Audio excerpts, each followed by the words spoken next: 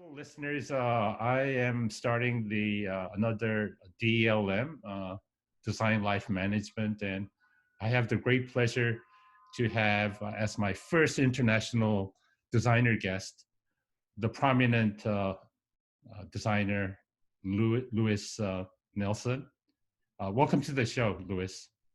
Oh, it's so good to be here, Don. It's good to see you, and it's good to be here and to experience you and also your audience. So I'm very happy to be here. Okay, thank you. So I will ask you a series of questions that will provide our listeners with insight into, the path that you took that led to your career and also to some of your work. But more importantly, we would like to get insight in terms of your thinking, the design thinking process, and because that will certainly, I'm sure, help a lot of young designers, but also established designers, because as we are entering the realm of many different, I would say, discipline, designers will also have to think in terms of how their daily lives will also affect their design work, but also how to manage many different things, because we're living in a very busy and challenging period of history. But yourself having led many different facets and also many different disciplines, I think that will provide our listeners with valuable information. And in a content important world, design is also entering a different phase. But I think we could also learn a lot from past design history. And you were prominent in many facets of design history. So I would like to start by asking you to sort of provide a brief introduction of yourself, Louis. Sure. Well, I'm pleased to do that, and I was born and raised in the Depressions.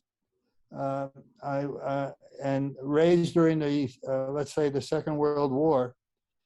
So consequently, my folks are Norwegian.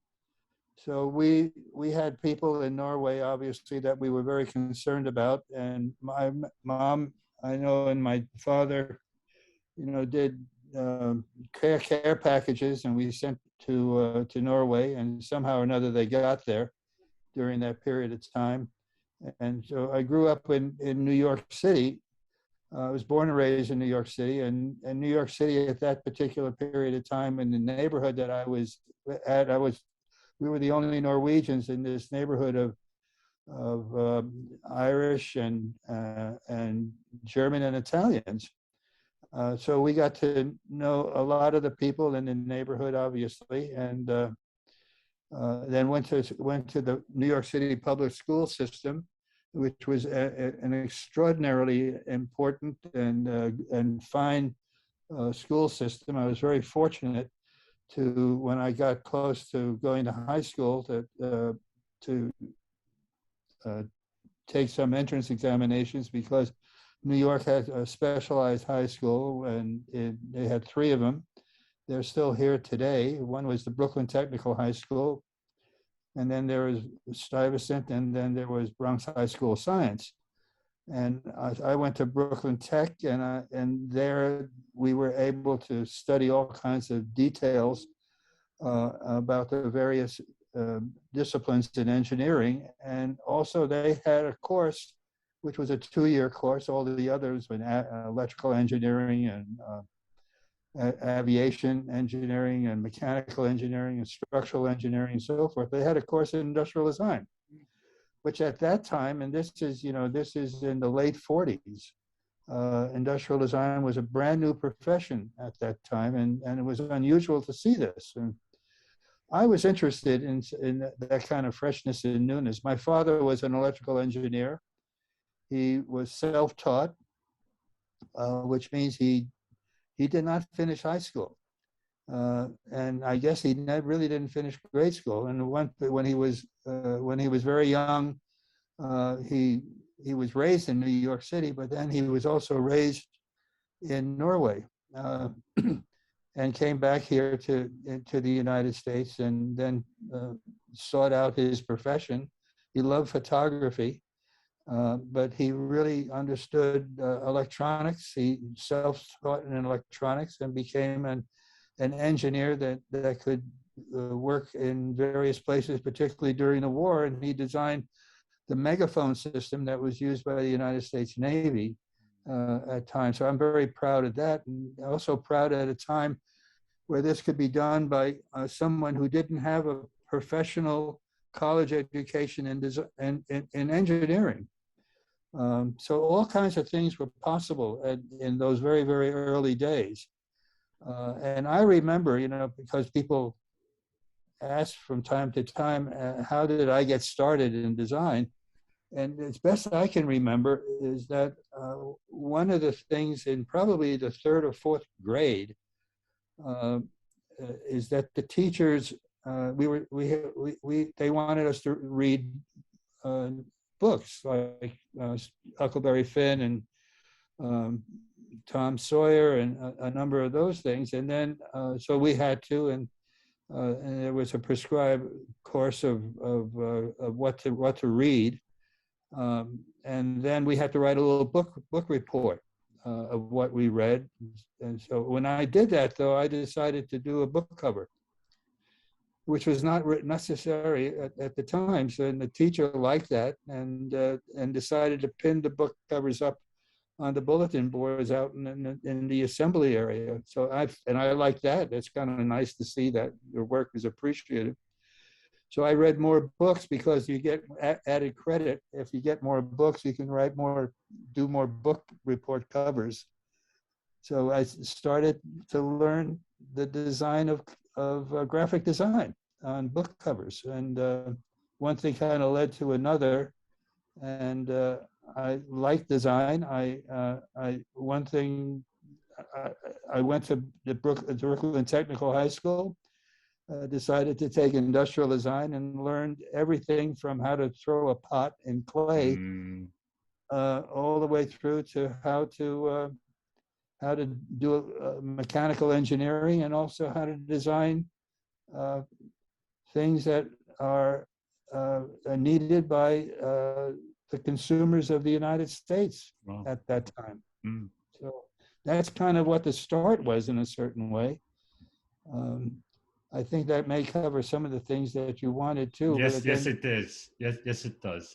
No, then leading to your time at university, what do you recall were some of the valuable lessons from some of the learning from university? Well, I was lucky enough. I mean, I was. We didn't have a lot of money in the family. So and consequently, I was a good student. So out of Brooklyn Tech, I got what's called in the United States, or really in New York City. In New York, I got a Regent scholarship, and I was able then to use that scholarship to go to school at Syracuse University that had a course in industrial design.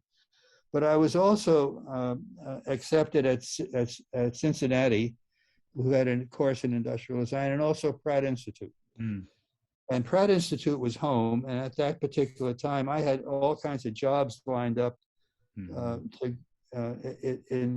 the various places at Syracuse, so that I could afford to go there. But we still couldn't afford to go there, so I couldn't go to Syracuse, and I was lucky because at that time, a friend of mine went, and the course at Syracuse, so they decided to fold it for a year or two.